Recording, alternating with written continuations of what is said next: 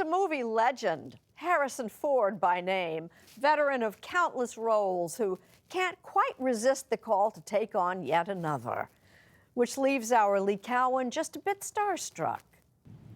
Here's the thing about meeting Harrison Ford. You've had horses for a long time now, haven't you? Yeah. And still do? Do you still ride? Yeah. Your small talk becomes pretty pathetic because your life is flashing before your eyes. Hey man, I'm sorry if I scared you. One memorable movie moment Han Solo. after another. I'm Rachel. Deckard. It's not just that Ford embodied some of the most enduring characters ever put on film. And not just once, but a few times. Chewie. We're home. It's that after more than 40 years of doing it, How do I look? I mean, do I look, Amish? Get off my plane.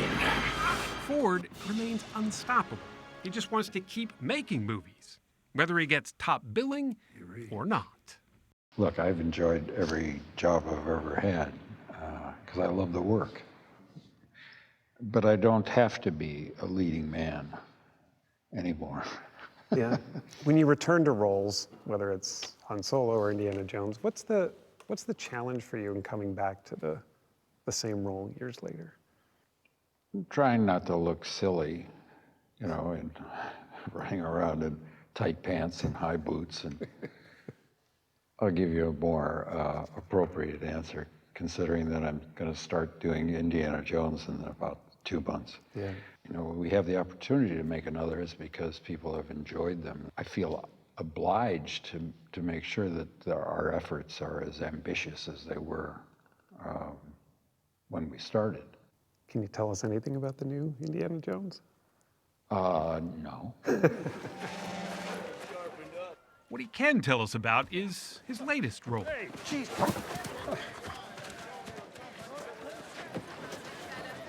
Watch yourself.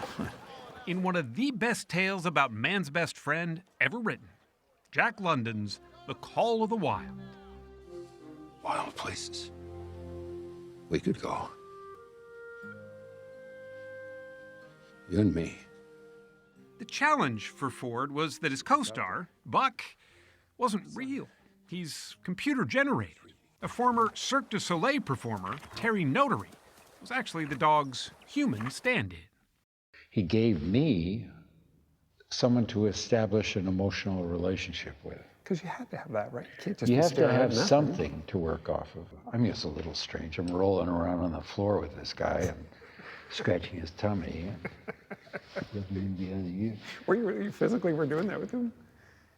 Because you had to, I guess, right? There was money involved. Just like for many of us, The Call of the Wild was required reading for Ford in high school.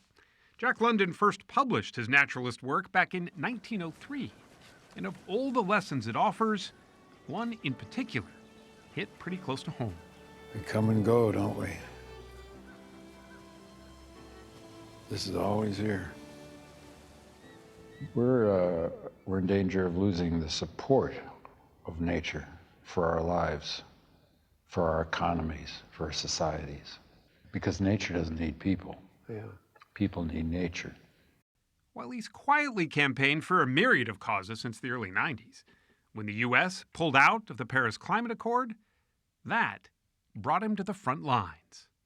You spent a lot of time working with big business on trying to get their focus. Yes, businesses, NGOs, municipalities, state governments have all stepped into the gap.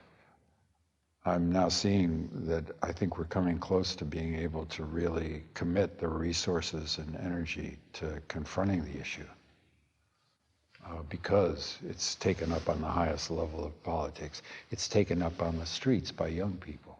This is a bottom line issue. Yeah, this is it. This is it.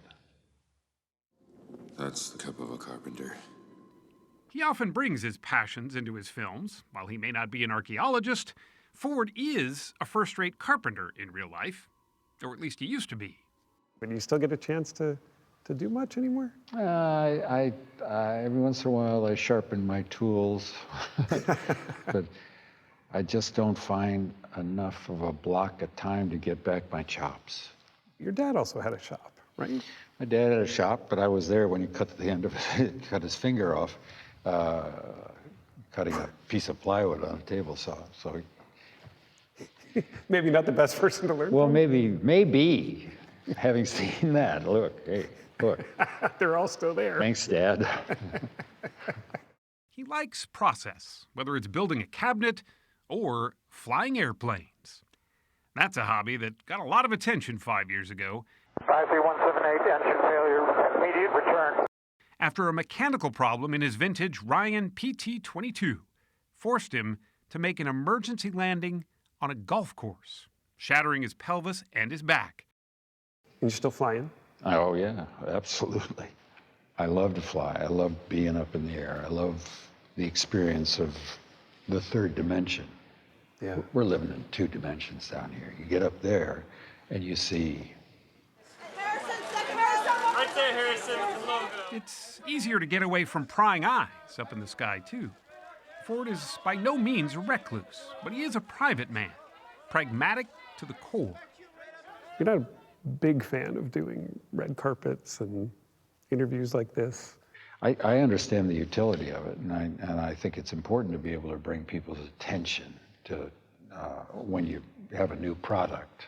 So it's part of the business. It's part of the business. I think of the people that go to my movies as more as customers than I do as fans. Fans feels kind of weird to me, but always has. He also knows his celebrity pales in comparison to the size of the world's problems. But at 77, this somewhat reluctant superstar hopes that he can at least help get people talking to one another again. You're a good Midwesterner. You don't really talk politics or religion much. But that's changed a wee bit. I think it's come to the point where we got to start talking politics. But we got to talk about it in a positive way. We've got to regain the middle ground. We're in these ideological enclaves, but the truth is in the middle. Progress is made in the middle. And you think we can get back there somehow? Be damn well better.